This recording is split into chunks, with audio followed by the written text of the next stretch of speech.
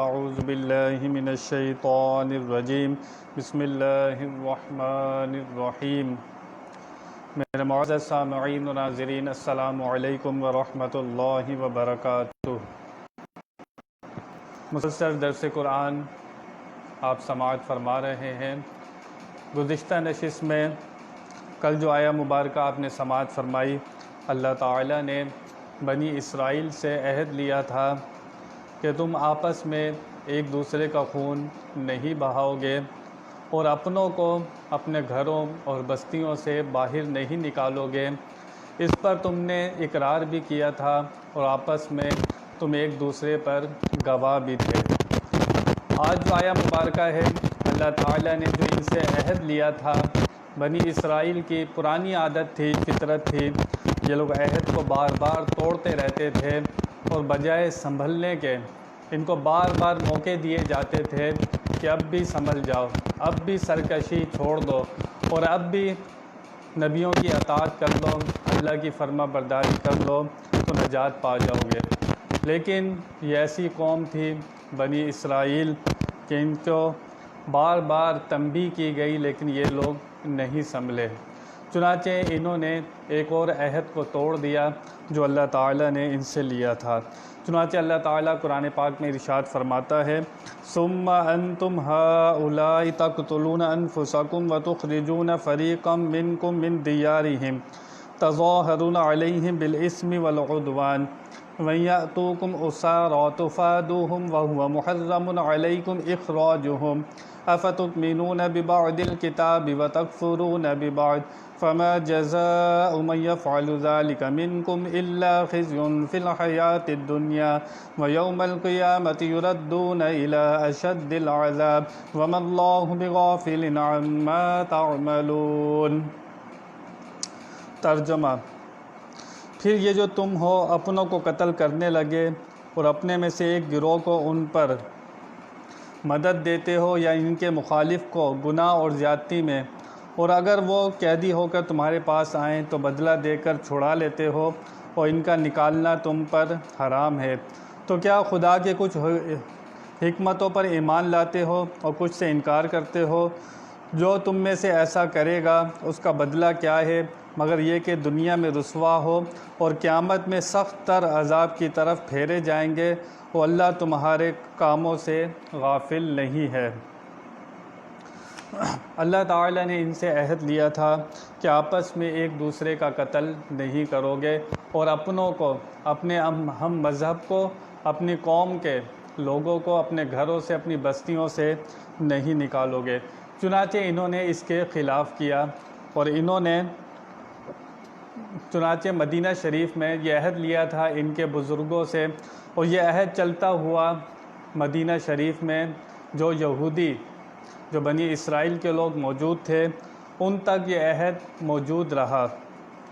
چنانچہ یہ لوگ مدینہ منورہ میں رہتے تھے، تو مدینہ منورہ میں دو گروہ تھے، بنی قریظہ اور بنی نذیر۔ یہ یہودیوں کے دو بڑے فرقے تھے، بنی قریظہ اور بنی نذیر۔ اور مدینہ منورہ میں مشرکین کے دو فرقے تھے، اوس اور خزرج۔ یہ مشرکین کے دو فرقے تھے، اوس اور خزرج۔ انہوں نے بنی اسرائیل والوں یہودیوں نے کیا کیا؟ انہوں نے بنی قریظہ نے اوس کے ساتھ عہد کر لیا، یعنی کہ ہم تمہارے ساتھ تمہاری مدد کریں گے، تمہارا ساتھ دیں گے، اور بنی نذیر نے خزرج کے ساتھ عہد کر لیا کہ ہم تمہاری مدد کریں گے، تمہارا ساتھ دیں گے۔ چنانچہ جب اوس اور خزرج، ان کے اندر 100 سال سے زیادہ آپس میں لڑائیاں چل رہی تھیں، تو یہ دونوں قبیلے بنی قریظہ اور بنی نذیر یہ ایک دوسرے کے ساتھ ہو گئے۔ بنی قریظہ اوس کے ساتھ ہو گئے اور بنی نذیر خزرج کے ساتھ ہو گئے۔ تو چنانچہ جب یہ آپس کے اندر جنگ کرتے تو یہود کے دو قبیلے انہیں مدد کرتے، حالانکہ تھے بنی اسرائیل والے ہی، لیکن بنی قریظہ بھی بنی اسرائیل والے تھے، بنی نذیر بھی بنی اسرائیل والے تھے، لیکن ایک گروہ ایک مشرکین کی طرف ہو گیا، اوس کی طرف، اور دوسرے مشرکین خزرج کی طرف ایک گروہ ہو گیا۔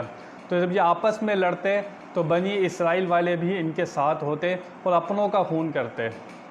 اب جو بنی قریظہ کے سامنے بنی نذیر کے لوگ آتے، قبیلہ آتا، وہ اوس اور خزرج کے لوگ بھی ہوتے، لیکن بنی اسرائیل بھی آپس میں ایک دوسرے کا خون کر رہے تھے، ایک دوسرے کو گھروں سے نکال رہے تھے۔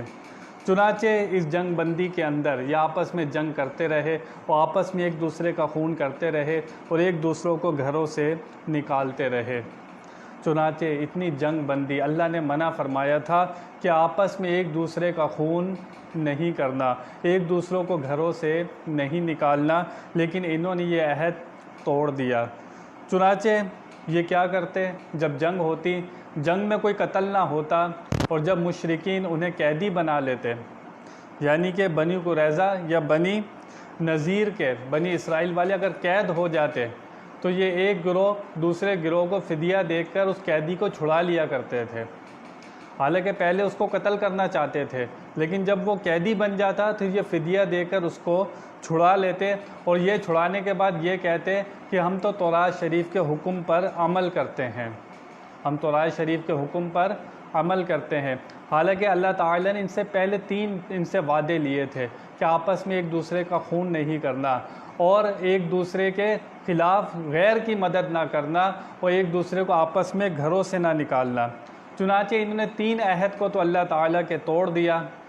جو 3 عہد لیے گئے تھے، آپس میں خون بھی بہا رہے تھے، اپنوں کو بستیوں سے بھی نکال رہے تھے اور مشرکین کو مدد بھی دے رہے تھے اپنے بنی اسرائیل کے خلاف، اپنے ہی لوگوں کو مروانے کے لیے مشرکین کی مدد کر رہے تھے۔ تو ایک کام پر یہ کہنے لگے کہ ہم تو جو اسیر ہو جاتے ہیں، جو قیدی ہو جاتے ہیں، ان کو فدیہ دے کر چھڑوا لیتے ہیں، ہم تورات شریف پر عمل کرتے ہیں۔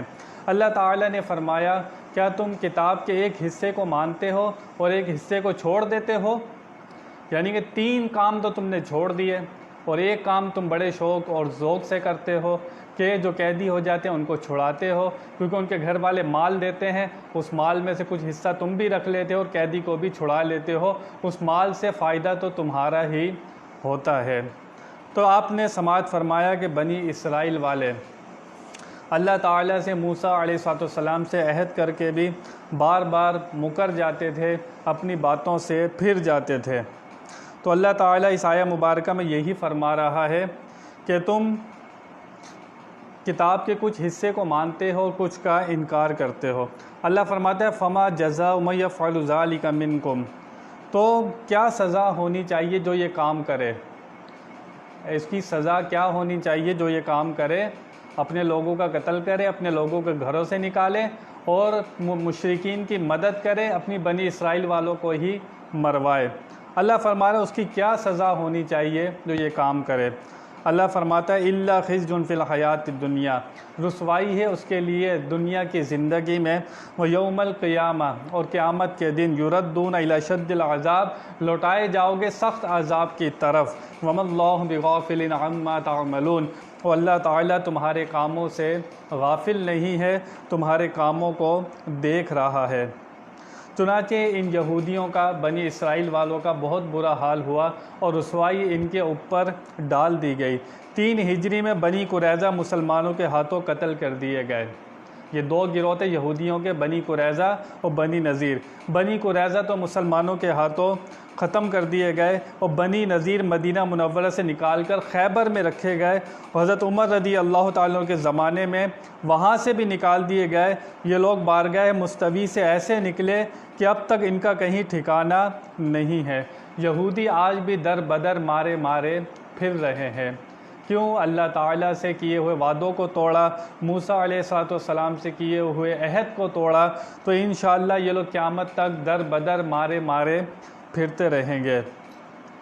حضور اکرم صلی اللہ تعالی وسلم نے اوس اور خزرج، جو مشرکین کے 2 بہت بڑے قبیلے تھے، حضور اکرم صلی اللہ تعالی وسلم نے ان کو دعوت ایمان دی اور ان لوگوں نے ایمان کی دولت کو قبول کیا اور یہ لوگ آپس کے اندر بھائی بھائی ہو گئے اور یہی لوگ انصار کہلائے۔ وہ انصار کی فضیلت انصار کی فضیلت قرآن پاک سے ثابت ہے، احادیث سے ثابت ہے۔ یہ وہ مشرکین تھے جن کے اندر سالوں سال سے دشمنیاں چل رہی تھی، حضور اکرم صلی اللہ تعالی وسلم نے ان کو آپس کے اندر بھائی بھائی بنا دیا۔ یہ مشرکین کے قبیلے تو ایمان لے کر فلاح پا گئے، لیکن یا بنی قریظہ اور بنی نذیر، یہودیوں کے جو دو قبیلے تھے، یہ برباد ہو گئے۔ کیوں؟ نبی سے کیا عہد کو توڑ دیا، اللہ سے کیے ہوئے وعدے کو توڑ دیا، تو پھر جو نبی سے وفا نہ کرے وہ کسی کا وفادار نہیں ہو سکتا، وہ دنیا میں خیر نہیں پا سکتا۔ جو اللہ سے وفا نہ کرے وہ کسی کا وفادار نہیں ہوتا اور دنیا اور آخرت میں برباد ہوتا ہے۔ چنانچہ انہی کے ساتھ یہی ہوا۔ اگلی آیت میں اللہ تعالیٰ فرماتا ہے اولئک الذین اشتروا الحیاۃ الدنیا بالآخرہ فلا یخفف عنہم العذاب ولا هم ینصرون۔ یہ ہیں وہ لوگ جنہوں نے آخرت کے بدلے دنیا مول لی، تو نہ ان پر سے عذاب ہلکا ہوا اور نہ ہی ان کی مدد کی جائے گی۔ اب اللہ سے کیے وعدے کو توڑ دیا بنی قریظہ اور بنی نذیر نے۔ بنی اسرائیل والوں نے وعدے کیے تھے، مشرکین سے دوستیاں کر لی، وہ آپس کے اندر اپنوں کا ہی خون کیا، اپنوں کو ہی بستیوں سے نکالا۔ اللہ فرما رہا ہے انہوں نے دنیا کی زندگی کو ترجیح دی، انہوں نے کیا خریدی؟ دنیا خریدی اور آخرت کے مقابلے میں دنیا کو ترجیح دی۔ اللہ فرماتا لا یخفف عنہم العذاب، اور ان کے اوپر سے عذاب کو کم نہیں کیا جائے گا اور نہ ان کی مدد کی جائے گی۔ اب ان کے لیے ہمیشہ ہمیشہ کے لیے عذاب ہے اور نہ ان کی کوئی مدد کر سکتا ہے۔ جو آخرت کو چھوڑ کر سب کچھ جینا مرنا دنیا کو سمجھ لے، اور یہودیوں کی یہ فطرت تھی کہ ان کا سب کچھ دنیا تھا، لالچ تھی، طمع تھی، ان کے اندر یہ چیزیں راسخ ہو چکی تھی۔ یہ نبی کی بات کو اہمیت نہیں دیتے تھے، تورات شریف کو اہمیت نہیں دیتے تھے، اللہ کے احکام کو اہمیت نہیں دیتے تھے۔ ان کو اپنی پیسے پیارے تھے، ان کو اپنی لالچ پیاری تھی، ان کو اپنی دنیا پیاری تھی۔ اللہ یہی فرما رہا ہے انہوں نے ترجیح دی آخرت کے مقابلے میں دنیا کو، اس لیے یہ برباد کر دیے گئے۔ تو مسلمان ایمان والے کو بھی چاہیے، اگر وہ قرآن و حدیث کو چھوڑ کر، قرآن و حدیث کا حکام چھوڑ کر، میرے نبی کے فرمان چھوڑ کر، وہ سب کو ایک طرف ڈال کر نمازوں کی اسے کوئی پرواہ نہیں ہوتی، رمضان کے روزوں کی اسے کوئی پرواہ نہیں ہوتی، اور اس کے پاس مال ہے تو زکوٰۃ نہیں دیتا، پیسہ ہے تو حج نہیں کرتا، اور غریبوں کی مدد نہیں کرتا، اور لوگوں کے اوپر ظلم کرتا ہے، تو پھر اس نے بھی کیا آخرت کے بدلے دنیا نہیں خریدی؟ اس کا بھی تو جینا مرنا دنیا ہو گیا۔ تو اللہ تعالیٰ کو یہ بات بالکل پسند نہیں ہے کہ جس کا جینا مرنا صرف دنیا ہو جائے اور آخرت کی اسے کوئی پرواہ نہ رہے۔ یہودیوں کے اندر سب سے بڑی برائی یہ تھی کہ وہ دنیا سے محبت کرتے تھے، اور یہ سب سے زیادہ فساد کی چیز ہے کہ انسان جب جینا مرنا دنیا کو سمجھے اور اس کی نظر میں کسی کی کوئی اہمیت نہیں ہو، لالچی بن جائے، ہر کسی سے جب بھی رشتہ رکھے لالچ کی وجہ سے رکھے، جس سے ملے لالچ کی وجہ سے ملے، اور تو پھر وہ بندہ لالچی ہوتا ہے، اور جو لالچی بندہ ہے وہ دنیا اور آخرت میں کامیاب نہیں ہوتا۔ اس آیہ مبارکہ سے ہمیں پیغام ملا کہ ہمیں آخرت کی فکر کرنی چاہیے، ہمارے نزدیک دنیا سے زیادہ آخرت ہونی چاہیے، ہمارے نزدیک دنیا سے زیادہ قرآن پاک کی تعلیم ہونی چاہیے، ہمارے نزدیک دنیا سے زیادہ حدیث شریف کی تعلیم ہونی چاہیے، ہمیں دنیا سے زیادہ اللہ اور اس کا رسول پیارا ہونا چاہیے۔ واللہ ورسولہ احق ان یرضوہ ان کانوا مؤمنین، اللہ اور اس کا رسول زیادہ حق رکھتے ہیں کہ ان کو راضی کیا جائے۔ اللہ قرآن میں فرماتا ہے کہ اللہ اور اس کا رسول زیادہ حق رکھتے ہیں کہ ان کو راضی کیا جائے، لیکن انسان کس کس کو راضی کرنے میں صبح سے لے کر شام تک لگا رہتا ہے، لیکن اللہ اور اس کے رسول کو راضی کرنے کی اسے کوئی فکر نہیں ہوتی۔ انسان کامیاب جب ہوتا ہے کہ دنیا اس کی نظر میں کم ہوتی چلی جائے اور اللہ اس کا رسول اس کی نظر میں ان کی اہمیت زیادہ ہوتی چلی جائے۔ اہمیت زیادہ ہونے سے مراد کیا ہے؟ جب نماز کا ٹائم آئے تو اسے پھر دنیا چھوڑ کر نماز کی طرف جانا چاہیے، اللہ اس کا رسول جس کاموں سے منع کر دے اس کاموں سے رک جانا چاہیے، یہی فرما برداری ہے۔ جو حضور اکرم صلی اللہ علیہ وسلم نے بتا دیا اس طرح زندگی گزارنی ہے تو پھر مجھے اس طرح زندگی گزارنی ہے۔ میں اپنی مرضی سے دنیا میں نہیں آیا تھا، میں اپنی مرضی سے دنیا سے نہیں جاؤں گا، تو جس نے مجھے بھیجا ہے تو میں اس کی مرضی پر اپنی زندگی کیوں نہ گزار دوں۔ وہ شخص بہت عقل مند ہوتا ہے، وہ بیوقوف نہیں ہوتا۔ عقل مند وہ شخص ہوتا ہے جس کو آخرت کی فکر ہوتی ہے، جس کو اپنا مقصد پتہ ہوتا ہے کہ میں دنیا میں صرف کھانے پینے، شادی کرنے، گھر بنانے کے لیے نہیں آیا تھا، یہ کام بھی ضروری ہے لیکن میرا مقصد اس سے بھی بڑا تھا کہ مجھے اللہ اس کے رسول کی اطاعت اور فرما برداری کرنی تھی، لیکن یہ میں پیغام بھولتا جا رہا ہوں۔